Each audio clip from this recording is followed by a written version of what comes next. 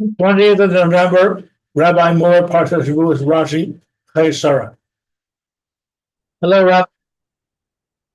Fine, let's go.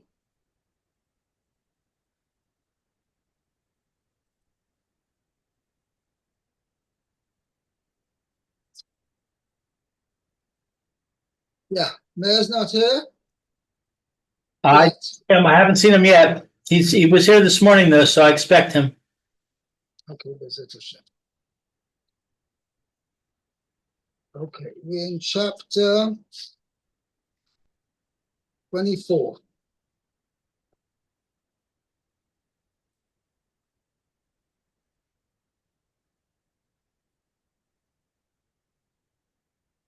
Okay, let's start. Chapter 24.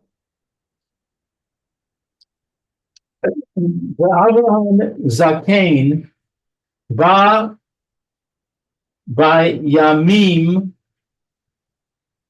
the Hashem Berach es Avraham Bakol. So Avraham was old, well on in years, and Hashem had blessed Avraham with everything.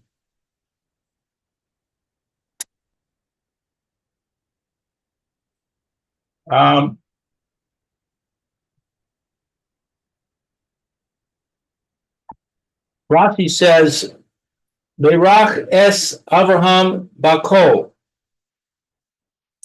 Bakol Ole Begay Matria Bain. The numerical value of Bakol equals that of Ben, son. U Me'achar Shehaya Lo Bain. Once he had a son, Haya Tarich Lahasi is Lahasio Isha. He had to take him a wife. Right. Because Rashi's trying to answer what is this a preamble to? So the next pasuk says, he told Eliezer, place your hand, and I want you to make an oath, right? That you're going to not bring a wife for my son from the daughters of the Canaanites, right? Rather go to my land and to my birthplace. What's that got to do with anything? Why, as if, it's self-understood. This is what Avram's is asking of his servant. So Rashi says this pasuk is a preamble to that. Okay, what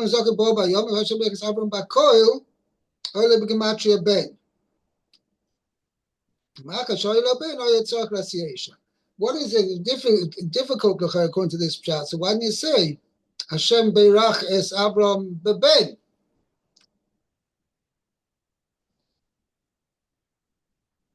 Why does he use the term bakoil?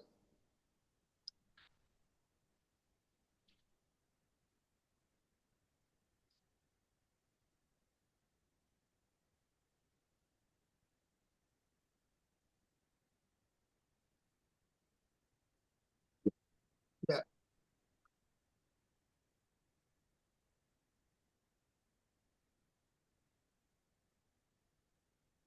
Okay, you have to say that that's what the Sifsei Chachamim seems to hint at, that besides having a son, Avraham Avinu was very rich as well. So he's saying that, but what the point is, and this is what Avraham Avinu himself said to HaKadosh Baruch Hu, at the Bris Ben Absorim, he says, if I don't have a child, what's the point of all my wealth? It's going to go to, it's not going to stay in my family. It's not going to won't be able to pass it on to anybody, children. So therefore, that's why he uses, it's a combination of the terms.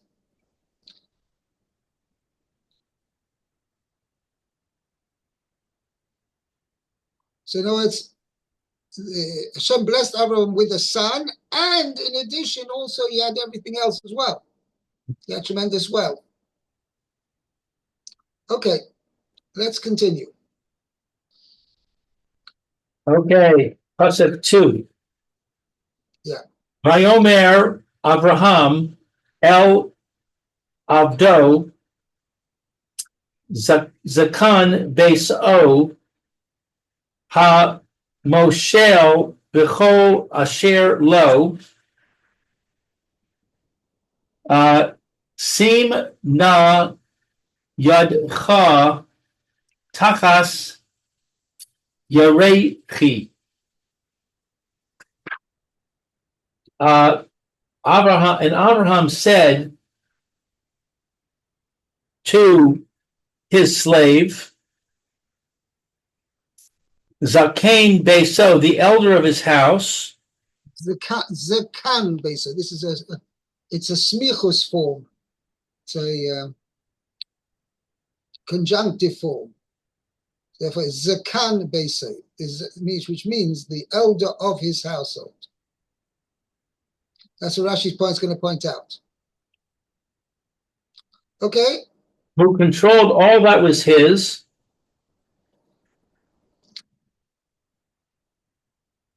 Place now your hand under my thigh.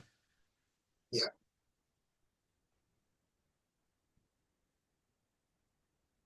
Let's see the Rashi here. Zakan Beso, Lefi Shahu Davuk. Since it is in the construct form, Nakud Zakan. It is vowelized Zakan. You know what? The absolute form would be Zokain. But because it's referring, it means, Zokain means the elder. Zakan means the elder of. That's what it means, Dovuk. It means it's attached to the following word.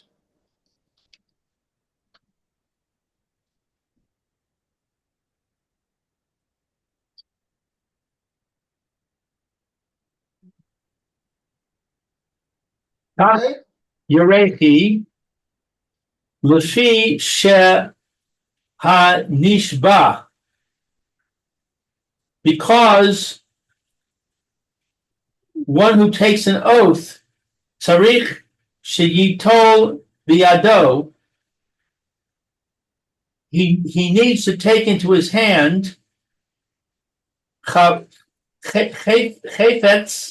Shel Mitzvah, an object of a mitzvah. Kagon Sefer Torah. For example, a Sefer Torah. O tefillin, or tefillin. V'hamila haisa mitzvah rishona lo. And circumcision was the first commandment to him. It means that he had actually been commanded by Hashem. Not the first mitzvah that he had fulfilled, because he kept all the mitzvahs. Avraham Avinu kept all the mitzvahs, even though he wasn't commanded to do so. But the first mitzvah he'd been commanded to keep was Mila. Doesn't it say, walk before me and be perfect? Sorry? Doesn't it say, walk before me and be perfect? Isn't that a commandment? And what was that about? Do the Mila. When Hashem says, walk before me and be perfect, that means he should do Mila? Yeah. Uh-huh, I see. Let's see the Lashon over here. Isalach lefona v'yisomim. That we say it at the bris Mila. you say this word.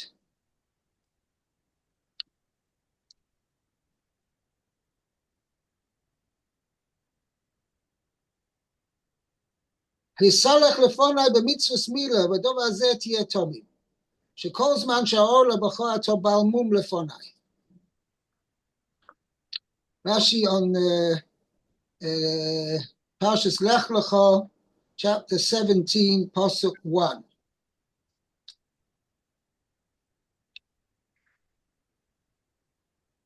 Okay? Yeah. It's, I mean, he also, in general, Akash Baruch Hu told Avraham Avinu, do what you understand to be my mitzvahs, Yisalach lefonai, which we've explained before means that whatever you understand, even without me telling you, says Akash Baruch Hu to Avraham, even without me telling you, whatever you understand is what my wish is, what my will is, do. Okay? V'yei samim, and be perfect. Very interesting. Okay? So it includes both things. It includes the mitzvahs milah, which HaKadosh Baruch actually commanded Avraham Avinu, and also fulfilling all the other mitzvahs, which even though Hashem didn't directly command Avraham Avinu, but he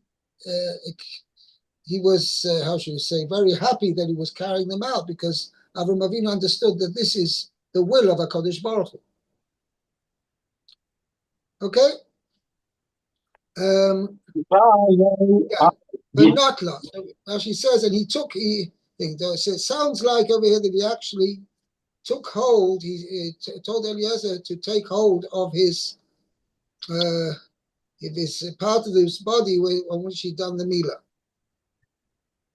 I mean, when the Torah says Tachas Yirechi, it's a euphemism.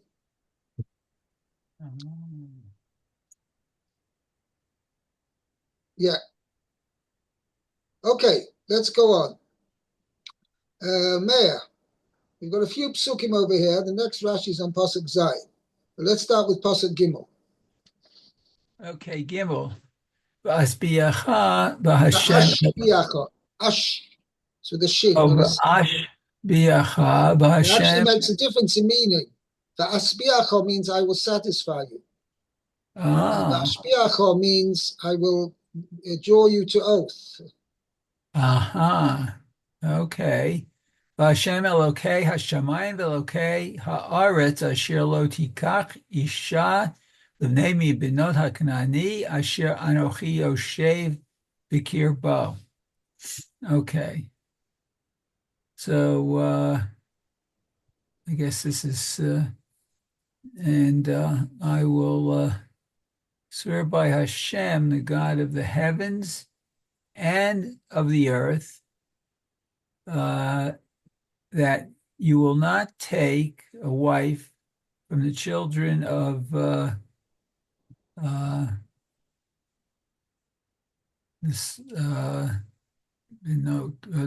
daughters of the Canaanites, I guess, which I live within. Okay. For Dalit. Ki el artzi ve'el moladati telech v'lachakta isha levnei liyitzchak. Okay. But go to my land, the land I was born, you will go, and you will take a wife for my son Yitzchak. Okay.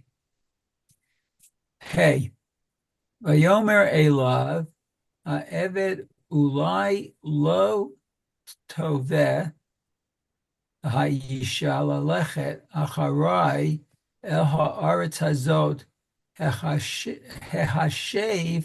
Ashiv Et Bincha El Haaretz Asher Yatzata Misham. Okay, and the Eved, let's see, hey. So the servant said to him, perhaps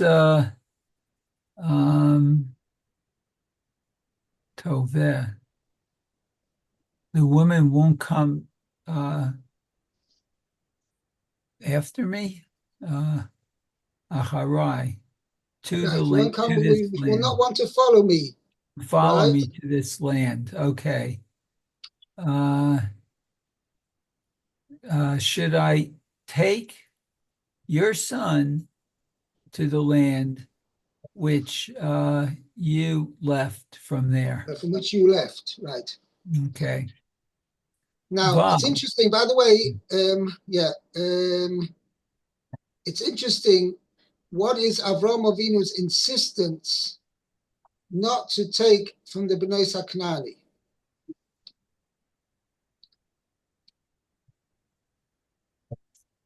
Why was Avram Avinu so insistent? Well, aren't they idol worshippers? And was Lavan any better?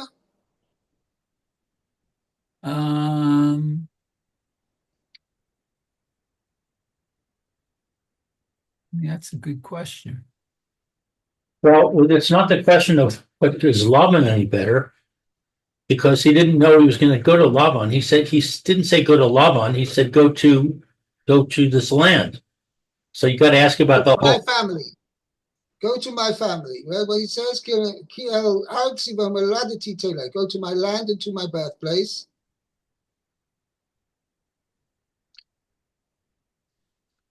It says somewhere,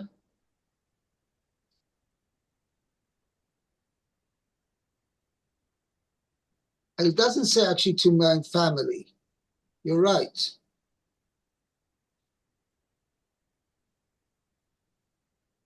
Let's see, to my land, to my, well, it says To my relative. land and to my birthplace.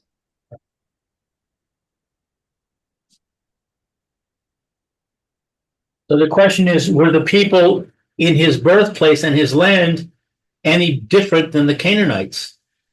Oh, so obviously they were, because otherwise Avraham wouldn't have made this insistence. So then that was, maybe the woman doesn't want to go. I mean, I preempted this. And Avraham answers in Pasuk 6, no way. Make sure you're not going to take first you're not going to take my son to there. Okay? Mhm.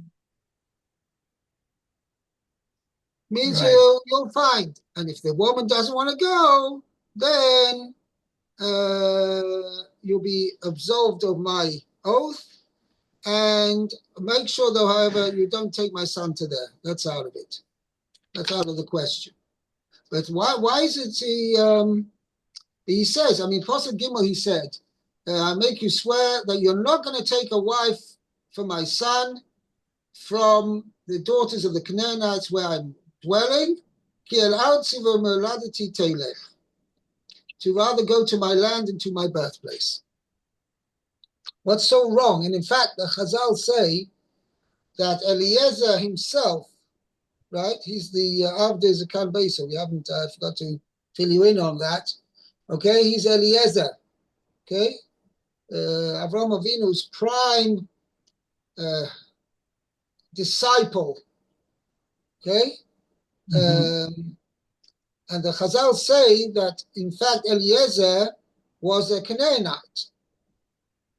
Okay, and he had a very good daughter who had learned in the best seminary around, i.e. Avraham Avinu's house, and she must have been a top girl. But Avraham says to Eliezer, this is what the Medrash says, right? Avraham says to Eliezer, I'm very sorry that you're a Canaanite, and Canaanites are cursed, and therefore, since you are cursed, you and your descendants cannot marry my son who is blessed. How about that for a comment? seems pretty crude, pretty rude. Right, it Doesn't seem like you would address somebody. Right, and so the certainly not Avraham Avinu, and this is his closest disciple. But doesn't it say that Eliezer went on to become an evil person? It does. Some say he was. I can't remember who he was. Oh, But anyway, leave that aside. Leave that aside. Why is Avraham Avinu so insistent? Right? No, none of daughters Canaanites, and only go to my land and to my birthplace. By the way, interestingly enough, as you mentioned, you indicated, Avraham Avinu never said, go to my family. right. I'm just thinking maybe later on when he tells over the story. What about in Pasuk Moladity? This is Moladity. Yeah, I'm looking at the translation. I'm just trying to think later on. He says, let's see. Yeah. If you go to chapter 24, Pasuk 38, Pasuk Lamed Ches. 24:38, huh?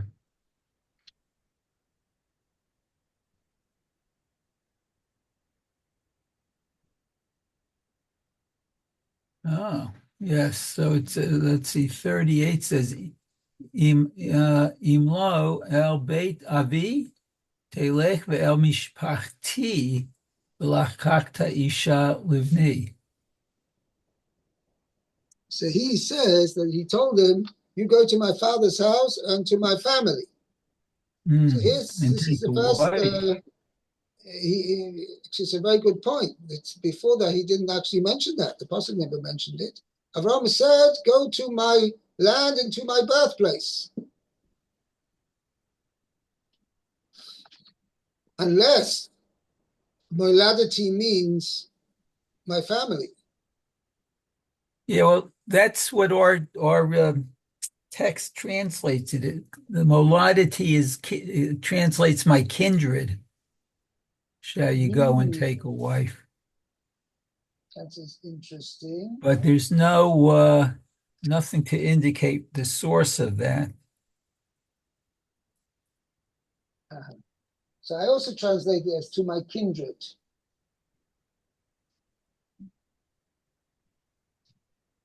There's an interesting comment on Rashi on verse 37. It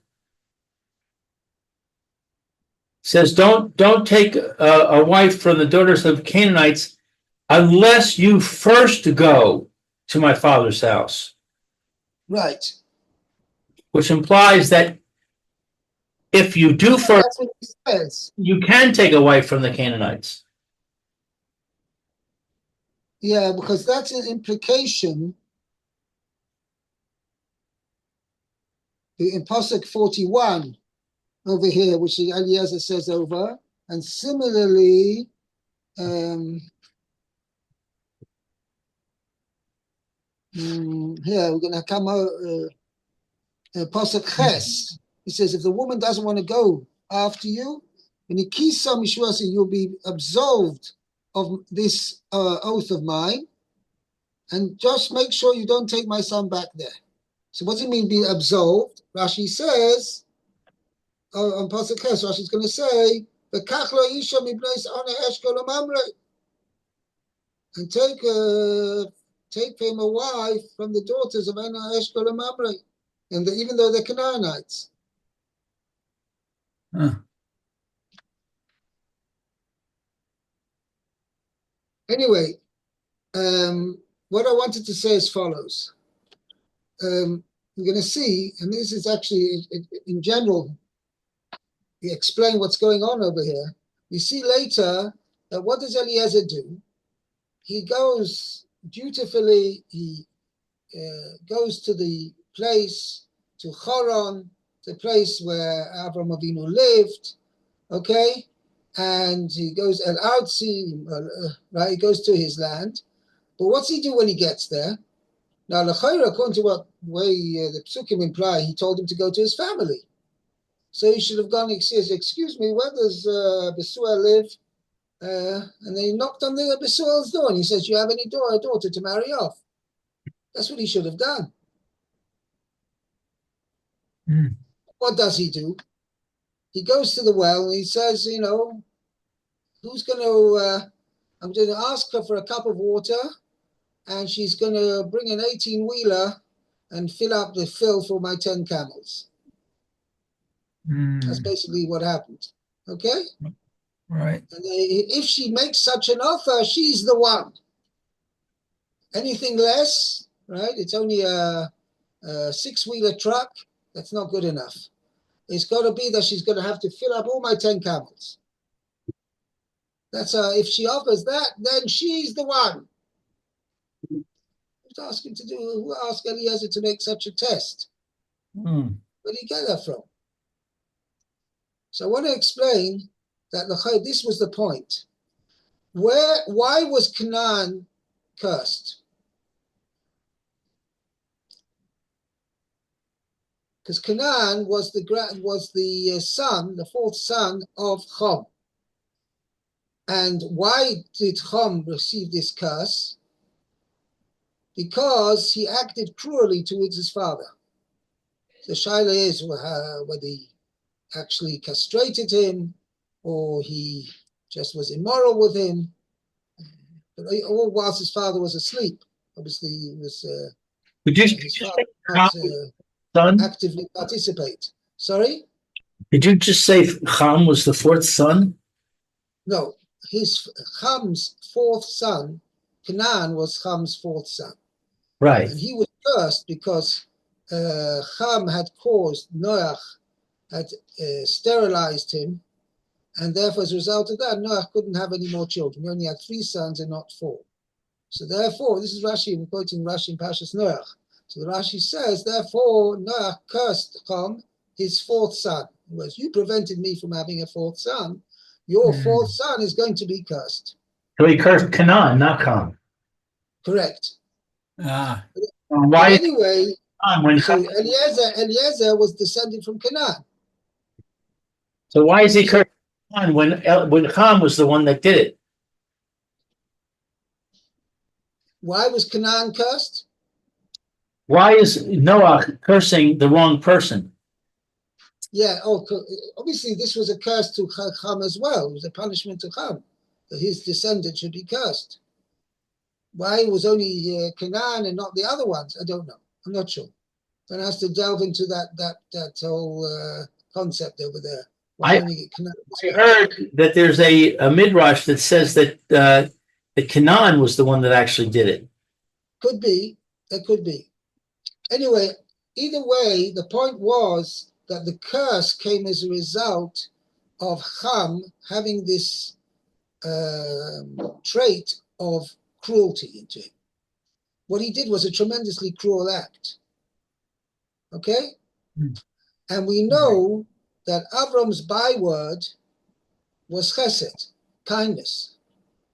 In other words, Ham's trait of cruelty was a total antithesis to Avram Avinu's how should you say, message to the world that one has to be kind and generous to others and not chas v'shalom acting in the opposite way. So therefore, this, in words, Avram Avinu's insistence on having his daughter-in-law be somebody born from with a midah of kindness was so essential to him that any girl from the Canaanite, any Canaanite girl, was immediately crossed off. Why? Because she descended from somebody who had the trait of cruelty. Even though it may be many generations later, and even Eliezer was the closest disciple of Avram Avinu, nevertheless, Eliezer, since he had in his genes this midah of cruelty, he was out. Well, if that's the case, why did he say you can take a daughter from Eshkol or Anna or Mamre? Yeah, but that was only b'di'evet. It means why didn't he take Eliezer's daughter then? I don't know. That's a good question. Excellent question. Meaning, why, if Rashi says okay, if the girl is not willing to come here, okay, then you're free of your oath. And then what? Take from the daughters of Anash and Mamre. Well, why don't take Eliezer's daughter? That is a very good question, which I don't have an answer to you as yet. I think Anyway, I think the reason that he didn't want to take Eliezer's daughter is because he saw that there was a very big flaw in that family. Even though Eliezer was his Rosh Hashiva, like you said, nevertheless, he ends up becoming a very evil person. He had could be. And Abraham saw that. So he said, no, Right. not your daughter. Your family's no good. Right. But I'm pointing out that the point was, and this is where Eliezer got it from, that how he saw that the trait of kindness and generosity was so essential to Avram that there's no point in knocking on Besuel's door and saying, you have a daughter, marry off, unless this girl has been proven to be a very kind and generous person. Because if she's not like that, then we're wasting our time. And that's why Eliezer had the presumption to make this test before he even knocked on Eliyahu Besuel's door. Mm-hmm. Okay. Yeah. One second. Did we get to Pasuk Zion yet? No, we didn't. We were at Vav. Where are we up to? Vav. Pasuk Vav. It says, let's see. Vayomer elav Avraham, Yishamer lecha pen tashiv et b'ni shama. Okay, so Avraham said to him, Yishamer, I guess be careful. Right. Not to, pen is lest you return my son there. Now be careful you do not take my son back to there. So he doesn't want his son to go back there. So that's very logical. What? That doesn't sound very logical. Well, we see Rashi's I don't know if Rashi's going to mention it here. No, Rashi doesn't mention it, but Chazal say, why was he so insistent? Because since Yitzchak had been offered, even though Lamaisa it didn't happen, but he'd been ready to be a korban to Hashem, so Hashem did not want him, or Avraham Avinu didn't want him to leave Eretz Yisrael. He has to stay here. Mm-hmm. Okay, and even though to find a shidduch is a valid reason to leave Eretz Yisrael, but nevertheless, Yitzchak was not allowed to leave Eretz Yisrael. So it had nothing to do with the nature of the people. Who? You're saying it had nothing to do with the nature of the people. Yeah, you're right. I mean, Eretz Yisrael was the special land. Is the promised land is the special land, despite irrespective of how the inhabitants are. Okay. Okay, I think we'll wait to do Pasuk Zayin tomorrow when we do the Rashis, because there's a lot of Rashi on it. So we'll give you a rain check for tomorrow, Mayor. Okay. Very good. Thank you. Thank you. Have a great day. Be well. You too now. Be well. Bye-bye. Back, Mayor. Baruch Lou. Take care. Okay, see ya. Okay.